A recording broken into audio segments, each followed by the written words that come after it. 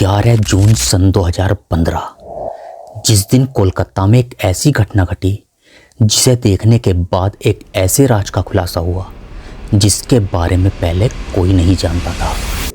Kolkata Robinson street house number 3 एक ऐसा घर जो अपनी हॉरर स्टोरी के लिए मशहूर है, जिसे लोग स्केलेटन हाउस भी कहते हैं। 10 जून सन 2015 कोलकाता के एक पोर्श एरिया में रॉबिन्सन स्ट्रीट हाउस नंबर 3 से काफी धुआं निकल रहा था और जलने की गंदी बदबू भी आ रही थी। लग रहा था मानो जैसे कोई बॉडी जल रही हो।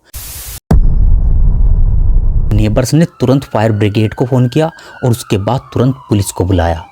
हालांकि आग लगने के बाद सबसे पहले कोई भी वो क्या करेगा, वहां से भागेगा और अपनी जान बचाएगा, जो कि जायज भी है। लेकिन जब फायर ब्रिगेड वहां पर आग बुझाने पहुंची तो ऑफिसर ने देखा कि दरवाजा अंदर से लॉक था और काफी देर तक बेल बजाने के बाद भी किसी ने दरवाजा नहीं खोला और पुलिस ने अंदर किसी को हल्की आवाज में म्यूजिक के साथ फुसफुसाने की आवाज सुनी, मानो जैसे कोई मंत्र पढ़ रहा हो। तब अचानक एक 40 साल के आदमी ने दरवाजा खोला। वो काफी कमजोर और बीमार लग रहा था। उससे काफी गंदी स्मेल आ रही थी, जैसे कि वो काफी समय से नहाया ना हो। और ये देखकर ऑफिसर काफी हैरान रह गए कि इस घर में आग लगी थी और उस आदमी को देखने के बाद ऐसा लग रहा था जैसे कि उसे कुछ पता ही ना हो, और जिसके चलते ऑफिसर ने उसे इग्नोर किया और वो अंदर चले गए, क्योंकि उनका ध्यान केवल अंदर लगी आग को बुझाने पर था। ऑफिसर को अंदर जाने के बाद पता चला कि जो हल्की हल्की आवाज अंदर से आ रही थी वो एक American TV teacher Joy's mayor की थी, जो एक टेप रिकॉर्डर में बज रही थी। घर के अंदर सभी सामान इधर उधर बिखरा हुआ था। हर तरफ पेपर नोट्स फैले हुए थे। किचन में, अलमारी में, फर्श पर, सोफे पर, दीवार पर, हर जगह पुलिस ने इन नोट्स को पढ़ा हुआ देखा तो उन्होंने पाया कि इनमें वो कन्वर्सेशन लिखा हुआ था जो फैमिली के मेंबर्स के बीच होता था। और इन पेपर शीट से ये लग रहा था कि ये लोग आपस में वर्बली बातें नहीं करते थे। इसके बाद जब अचानक उनका ध्यान धुएं पर गया तो उन्होंने देखा कि ये धुआं एक बाथरूम से आ रहा था जो अंदर से लॉक था। इसलिए ऑफिसर ने उस दरवाजे को तोड़ दिया और अचानक उन्होंने कुछ ऐसा देखा जिसे देखकर किसी के भी होश उड़ जाते। उन्होंने देखा कि बाथरूम में एक बॉडी पड़ी थी जो लगभग पूरी तरह जल चुकी थी, और जिसे देखकर बाथरूम में मौजूद हर ऑफिसर की रूह कांप उठी। लाश के पास एक केरोसिन की कैन मिली और बाथरूम की दीवार पर एक सुसाइड नोट मिला, और जिसमें लिखा था कि मेरे सुसाइड के लिए कोई भी जिम्मेदार नहीं है, लव यू बेटा। ये लाश थी औरबिंदो दे की, जो इस घर में सबसे बड़े थे, और ये बॉडी दरवाजा खोलने वाले आदमी पार्थो दे के पिता की थी। सबसे बड़ी बात यह है कि पार्थो दे के घर होने के बावजूद भी उसने अपने पिता को क्यों नहीं बचाया? क्या उसने तो कोई साजिश नहीं रची थी? और यदि औरबिंदो जी ने सुसाइड किया है तो उन्होंने इतनी दर्दनाक मौत क्यों चुनी? तो अब पुलिस अपनी छानबीन शुरू कर देती है तो अचानक पुलिस को एक बहुत गंदी बदबू आती है, और ये बदबू कोई जलने की नहीं होती। ये बदबू ऐसी होती है मान लो कि जैसे कोई बहुत ज्यादा बुरा सड़ रहा हो, और ये बदबू इस घर के 2nd फ्लोर के बाथरूम से आ रही थी। और जब पुलिस वहां पहुंचती है तो उन्होंने देखा कि कमरे का ताला लगा हुआ था, और जब पुलिस ने कमरे का ताला तोड़ा और डोर ओपन किया तो कमरे से बहुत ज्यादा बदबू आती है, और कमरे में बहुत ज्यादा अंधेरा था और कुछ दिखाई भी नहीं दे रहा था, क्योंकि कमरे की सभी लाइट्स और विंडोज बंद थी और कमरे में रोशनी की एक किरण भी नहीं पड़ रही थी। और जब पुलिस एक खिड़की खोलती है तो रोशनी आने पर वो देखते हैं कि बेडरूम में कोई लेटा हुआ है, और जैसे ही ऑफिसर उस चादर को हटाते हैं तो उनका सामना एक खौफनाक मंजर से होता है। वो देखते हैं कि बेड पर एक लड़की के कपड़े पहने हुए एक कंकाल एक ऐसी पोजीशन में लेटा हुआ है मानो कि उसे ना जाने किसी ने जानबूझकर ऐसे लौटाया हो, जैसे कि वो सो रहा हो। ये स्केलेटन किसी और का नहीं बल्कि पार्थो दे की बड़ी बहन देवजानी दे का था, जिनकी डेथ 6 महीने पहले दिसंबर सन 2014 को हो चुकी थी।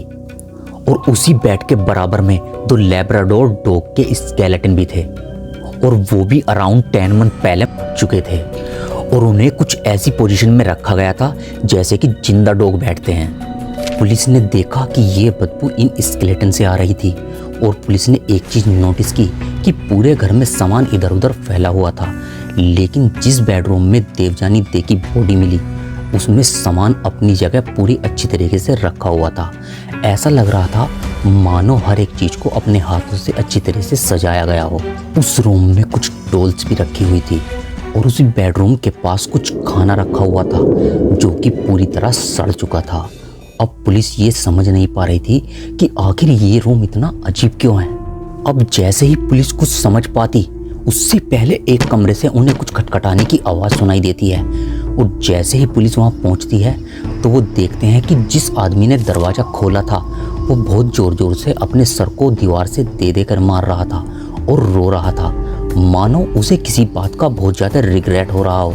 पार्थो दे की ये हरकत देखने के बाद पुलिस को लगता है कि शायद पार्थो दे ने ही मर गया है और जब पुलिस पार्थो दे से पूछती है तो पार्थो दे बताता है कि मैंने मर्डर नहीं किया है, मैं अपनी बहन को क्यों मारूंगा, मैं अपनी बहन से बहुत प्यार करता था और मेरी बहन मरी नहीं है, वो अभी भी यहीं है और मैंने अपनी बहन को बचा कर रखा है।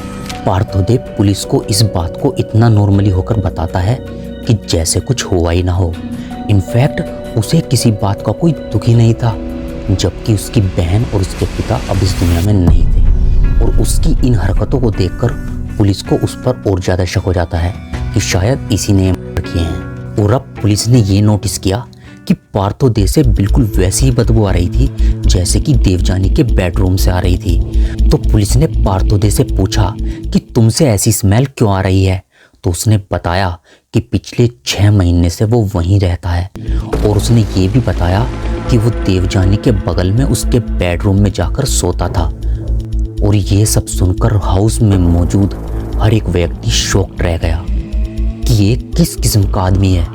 मतलब पहले तो ये देवजानी की बॉडी को 6 महीने तक कमरे में ही रखता है और उसके साथ फिर सोता भी है और वहाँ रहता भी है और साथ ही ऐसे रहता है जैसे कि मानो वो मर ना हो। ऐसा कुछ कोई नॉर्मल इंसान तो नहीं कर सकता। जरा आप सोच कर देखिए कि ये किस किस्म का आदमी है। जहाँ एक चूहे के सड़ने पर इतनी गंदी स्मेल आती है, वहीं एक ह्यूमन डेड बॉडी के साथ पिछले 6 महीने से सो रहा था।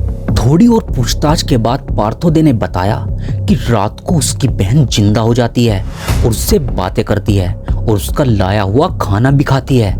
पार्थो दे के अकॉर्डिंग देवजानी ने नवंबर से फास्ट रखना शुरू कर दिया था क्योंकि अगस्त में उसके 2 पालतू कुत्ते मर चुके थे एंड ये पेट्स अचानक से मरे थे, तो इसलिए शायद देवजानी ने उनके लिए फास्ट रखना शुरू कर दिया था।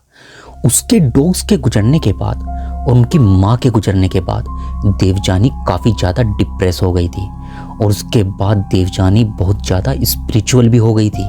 अब देवजानी अलग अलग धार्मिक गुरुओं को फॉलो करने लगी थी और उनके भजन और चैंटिंग सुनने लगी थी और उन्हीं में से एक है जॉयस मेयर। पुलिस ने उस दिन उन्हीं की टेप रिकॉर्डिंग उस घर में सुनी थी जिस दिन वो लोग पार्थो दे के घर के अंदर घुसे थे। घर में हर जगह स्पिरिचुअल बुक रखी हुई थी। पार्थो दे ने बताया कि देवजानी बहुत ज़्यादा स्पिरिचुअल हो गई थी।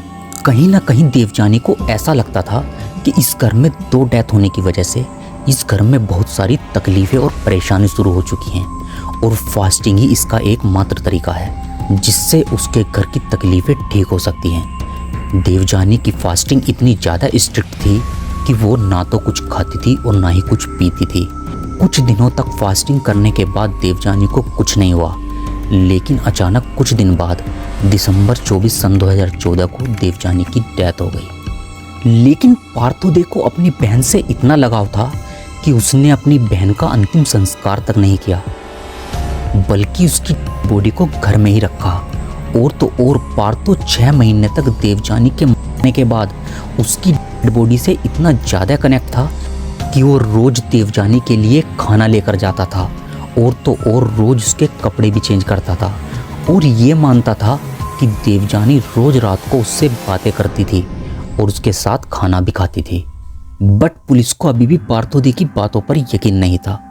उन्हें लग रहा था कि उसने ही अपनी बहन का मर्डर किया है और पुलिस से बचने के लिए पार्थो दे झूठ बोल रहा है। और अब ये सब जानने के लिए पुलिस ने देवजानी की DNA रिपोर्ट कराई तो पता चला कि देवजानी की मौत हार्ट अटैक से हुई थी। इससे ये साबित तो हो गया था कि पार्थो दे ने देवजानी को नहीं मारा, बल्कि उसकी मौत नेचुरल कॉल्स की वजह से हुई थी। लेकिन क्या इसी घर में बुजुर्ग इनफैक्ट देवजानी के पिता औरबिंदो दे को देवजानी की मौत का नहीं पता था। इसका एक कारण ये भी हो सकता है कि इन्वेस्टिगेशन के दौरान पुलिस को बहुत सारे पेपर चिट्स मिले थे जिसमें इनके बीच होने वाली छोटी से छोटी बातें लिखी हुई थी, जिससे जाहिर होता है कि ये फैमिली मेंबर्स आपस में बातें नहीं करते थे।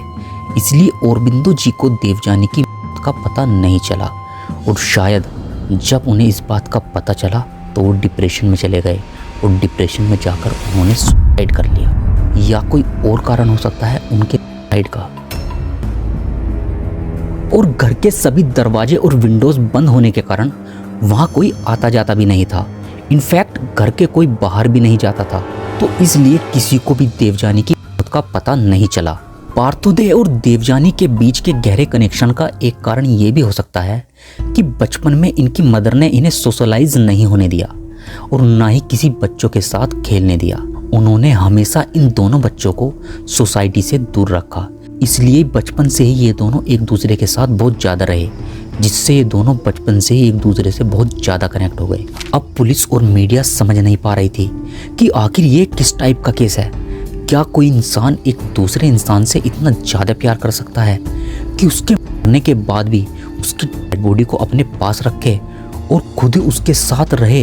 एंड ऊपर से ये बात भी थी कि पार्थो के बिहेवियर की वजह से और उसके बात करने के तरीके की वजह से ये क्लियर था कि वो मानसिक रूप से किसी परेशानी से गुजर रहा था, जिसके चलते उसे कोलकाता के पेवलो हॉस्पिटल में एडमिट करा दिया गया, जहाँ के डॉक्टर्स ने पार्थो को एग्जामिन करके बताया कि पार्थो मेंटली फिट नहीं है। बट फिर भी यह नहीं कहा जा सकता कि क्या वह पहले से ही मेंटली फिट नहीं था या फिर वह अपनी माँ या बहन के गुजरने के बाद इस स्थिति में पहुंचा। इस सब के बावजूद पुलिस ने पार्थोदे पर कोई चार्ज तो नहीं लगाया, लेकिन उसने 2 अपराध तो किए थे। पहला, उसने देवजानी की डेथ के बाद किसी पब्लिक सर्वेंट को नहीं बताया, और दूसरा कि उसने एक बॉडी को अपने घर में रखा जिससे कि इन्फेक्शन और बीमारियां फैल सकती थी। पार्थोदे का इलाज पेवलो हॉस्पिटल में हो रहा था और कुछ ही महीनों में उसकी तबीयत काफ़ी ज़्यादा बेटर हो गई थी। हॉस्पिटल से डिस्चार्ज होने के बाद पार्थोदे वातगुंज की एक बिल्डिंग के 11वें फ्लोर पर रहता था और एक नॉर्मल लाइफ जीने लगा था। और अब वो पहले की तरह अपने आप को एक कमरे में बंद नहीं रखता था, वो खुद को थोड़ा थोड़ा सोशलाइज करने लगा था और उसने लोकल एरियाज में काफ़ी सारे प्रोग्राम भी किए थे। और इन सारी चीज़ों से ऐसा लग रहा था कि फाइनली इतने सालों के बाद पार्थोदे सोसाइटी में अपने लिए जगह बना रहा है। लेकिन 21 फरवरी सन 2017 वातगुंज के 11वें फ्लोर के एक घर से पुलिस को कॉल आया और पुलिस को मालिक पार्थोदे की जली हुई डेड बॉडी एक बाथरूम में मिली। पार्थोदे ने खुद को वैसे ही खत्म किया जैसे कि उसके फादर औरबिंदो दे ने किया था, और 47 साल के पार्थोदे अब इस दुनिया में नहीं है।